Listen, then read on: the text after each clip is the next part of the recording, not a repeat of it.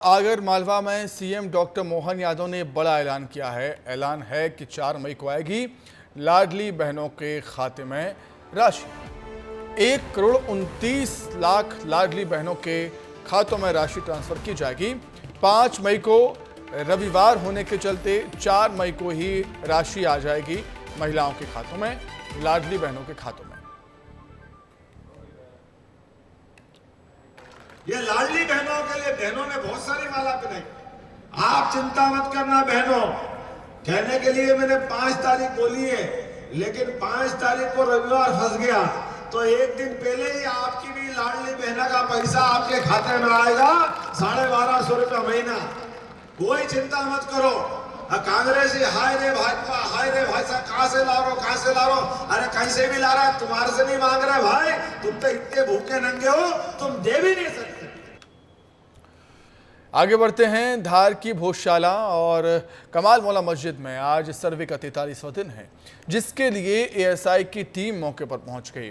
विवादित इमारत का सर्वे करने एएसआई के 19 अधिकारी और 24 मजदूर पहुंचे हैं। अब 22 मार्च से भोजशाला कमाल मौला मस्जिद में सर्वेक्षण का काम जारी है। वहीं आज सुप्रीम कोर्ट में कमाल मौला वेलफेयर सोसाइटी की याचिका पर सुनवाई भी होनी है। वहीं आज शुक्रवार के दिन मुस्लिम समुदाय जुमे की नमाज अता करने मस्जिद पहुंचता है। रायपुर के कलेक्टर गौरव कुमार सिंह इन दिनों मतदान को बढ़ावा देने के लिए नए नए प्रयोग कर रहे हैं। रायपुर में तीसरे चरण में 7 मई को वोटिंग है। ऐसे में कलेक्टर की क्या खास प्लानिंग है, इसी को लेकर विस्तार न्यूज़ ने उनसे खास बातचीत की है। आप भी सुनाएं।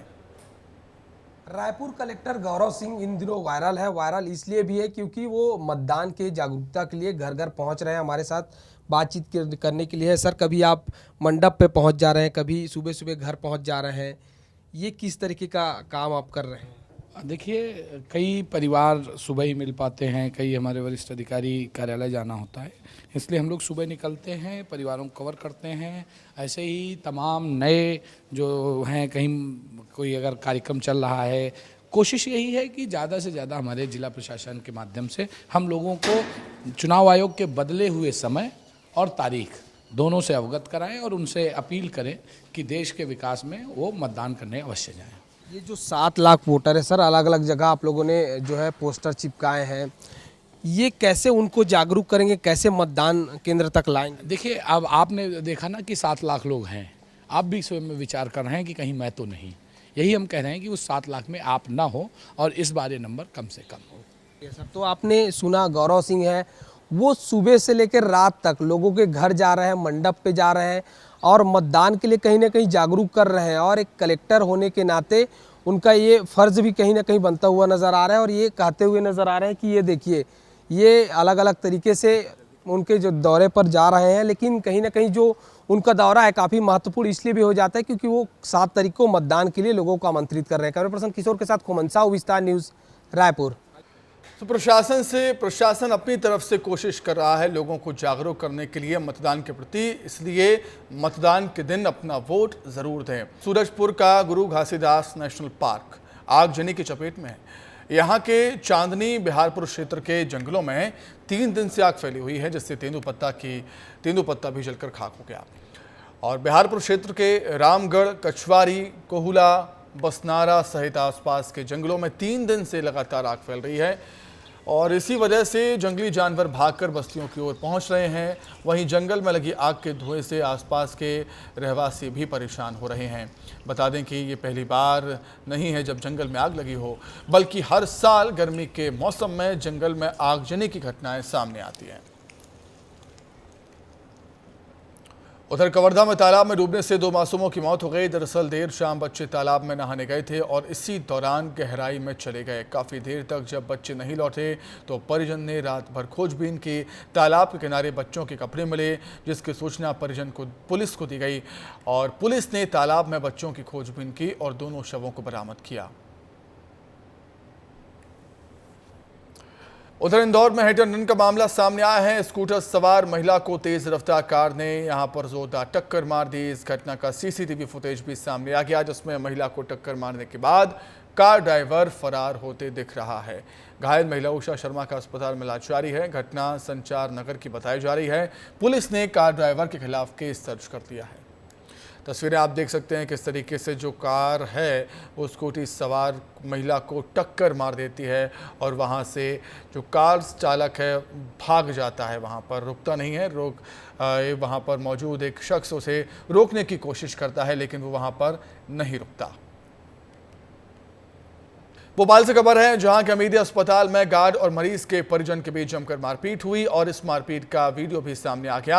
इस वीडियो में गार्ड गुंडागर्दी करते हुए नजर आ रहा है और इससे पहले भी गार्डों को लेकर इस तरह की शिकायतें सामने आ चुकी हैं। गार्ड्स पर लगातार मरीज और उनके परिजनों के साथ अभद्रता और मारपीट के आरोप लगते रहे हैं। इस पूरे मामले पर अब तक अस्पताल प्रशासन का पक्ष सामने नहीं आया।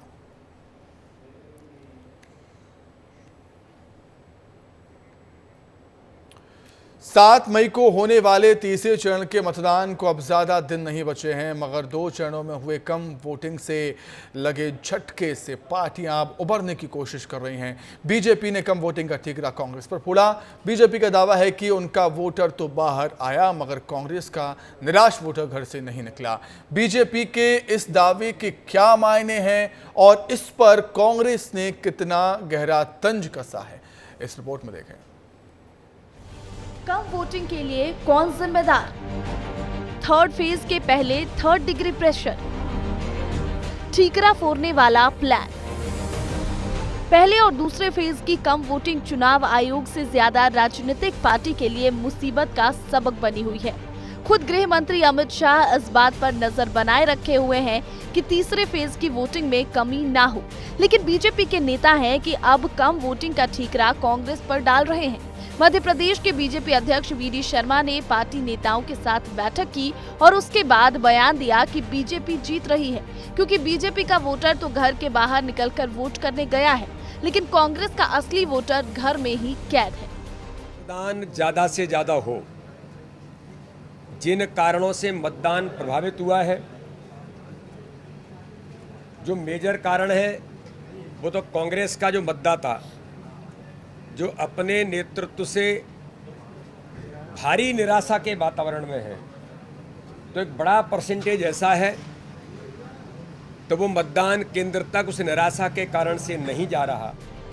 वी.डी. शर्मा के बयान के बाद कांग्रेस सवाल कर रही है कि क्या बीजेपी नेता लाइन में लगकर वोटर्स की गिनती कर रहे थे?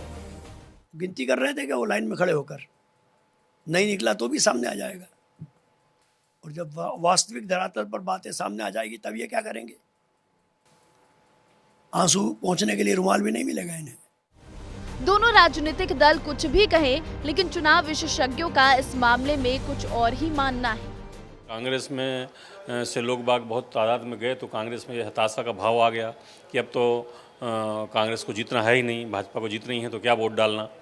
भाजपा में एक ये माहौल बन गया कि भाजपा तो जीत ही रही है, वोट डालें चाहे न डालें। तो ये कई कारण हो सकते हैं वोटिंग न होने के।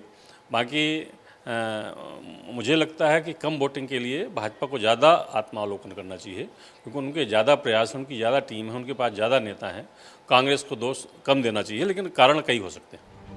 आपको बता दें कि मध्य प्रदेश में लोकसभा चुनाव के 2 फेज पूरे हो चुके हैं, जबकि 7 मई और 13 मई को बची हुई 17 सीटों पर 2 फेज के चुनाव अभी बाकी हैं। सबसे पहले 2 चरणों में 7 और 9% की गिरावट दर्ज की गई।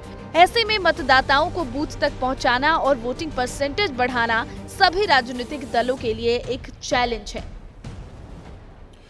तो कम वोटिंग होने के कई रीज़न हो सकते हैं। दोनों ही राजनीतिक पार्टियां इसको लेकर एक दूसरे पर आरोप प्रत्यारोप लगा रही हैं, लेकिन दोनों ही पार्टियों के लिए चिंता का विषय ज़रूर बना हुआ है। इसलिए दोनों ही पार्टियां चिंता कर रही हैं, मंथन कर रही हैं और इसलिए विस्तार न्यूज़ आपसे भी लगातार बार बार अपील कर रहा है कि अपने घरों से बाहर निकलें और मतदान के दिन वोट ज़रूर करें।